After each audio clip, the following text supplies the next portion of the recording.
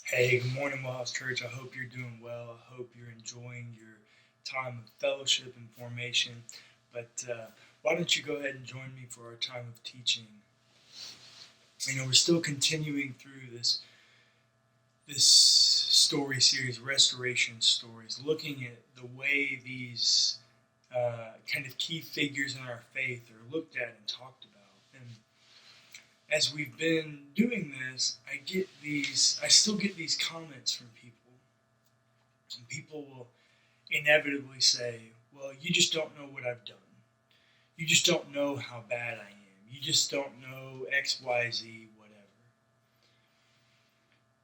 Because we are our own worst critic.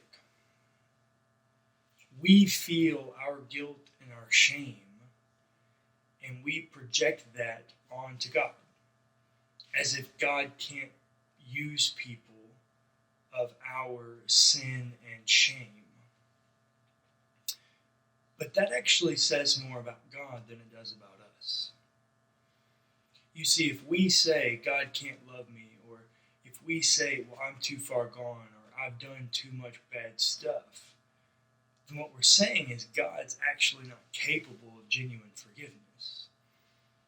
That statement is as much, if not more, a statement about God as it is about us. And the reason I bring that up is because today's story is literally about this very idea. Hebrews 11 continues on and introduces us to a man named Moses. Last week we talked about his mothers. Well, this week we're talking about him, and I'm not going to read all of this Hebrews 11 text because I want you to tune into a closer look tomorrow, because the way this person tells the story is not exactly how it happens.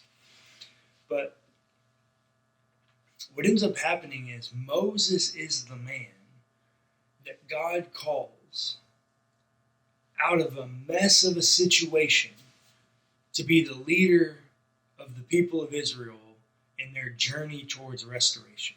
It's this man. And the capstone statement from the author of Hebrews 11 is that by faith, he kept the Passover and the sprinkling of blood so the destroyer of the firstborn would not touch the firstborn of Israel.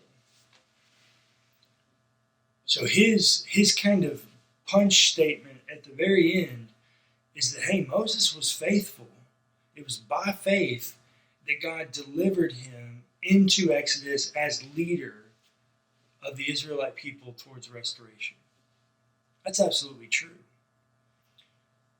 But what the author here seems to miss is how much guilt and shame Moses himself felt.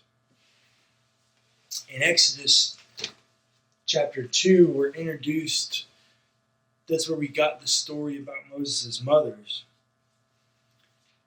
But then we get introduced to the next story. And Moses is grown at this point. And he goes out and he sees that his people, remember his Hebrew mother raised him, so he knows his people.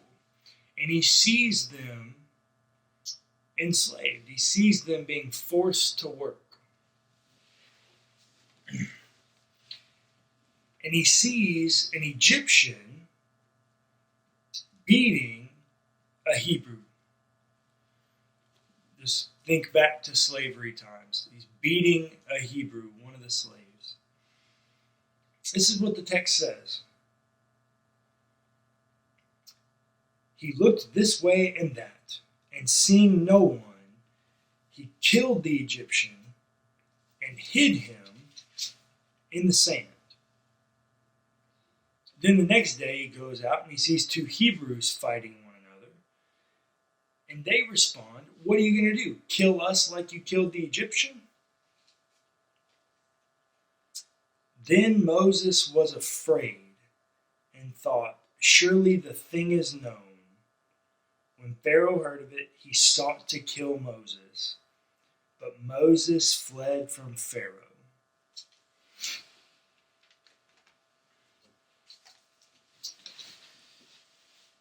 if we're writing up resumes, Moses doesn't have the best one. He literally kills someone and then tries to bury them in the sand. And it's a bit premeditated. He looks this way and that. He's checking to see if he'll get caught. He knew what he was doing. Moses is a hothead. Now, why would God choose someone with this checkered past, this level of brokenness, this level of sin and shame, to be the leader that would bring his people out of slavery and into restoration?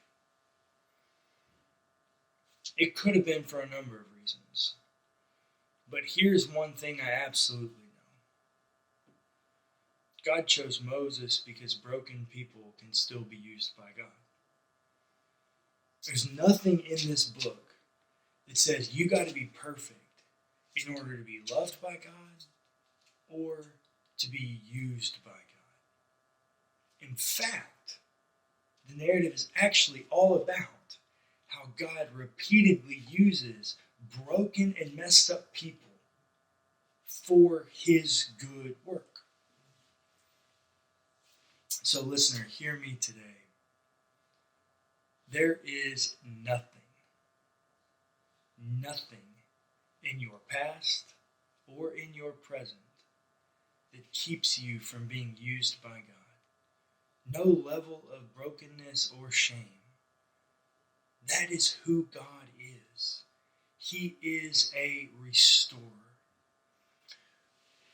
When God reveals himself to Moses, he reveals himself to him in a burning bush that is not consumed, and he begins to speak to Moses.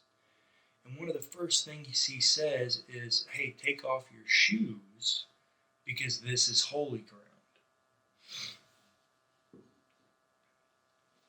But then, when Moses asks God, who are you? God replies, I am who I am. Meaning that who I am is who I am. I'm not dependent upon anyone else or any other thing. I am who I am. And who God repeatedly, through this book, reveals to us who he is that he's a God of restoration. He's a restorer of people. He's a good God making all things new. So no matter your sin, no matter your shame, no matter whatever you think you've done that's so heinous, I promise you, there's grace for that. And no matter what your past looks like, there is still a plan in place for you to be used by God for the restoration of people. That doesn't go away. If God's desire is for every person to experience restoration, then it takes an army. It takes all of us to bring restoration to the forefront of everyone's eyes. So no matter what you've done or where you've come from, God's not done with you. So today I want to ask you, what is God asking you to do? Where is God asking you to show up? What people is God calling you to be a leader of restoration for? How is God asking you to be more involved at WellHouse? How is God asking you to show up so that he can use your broken but restored person to restore your broken person?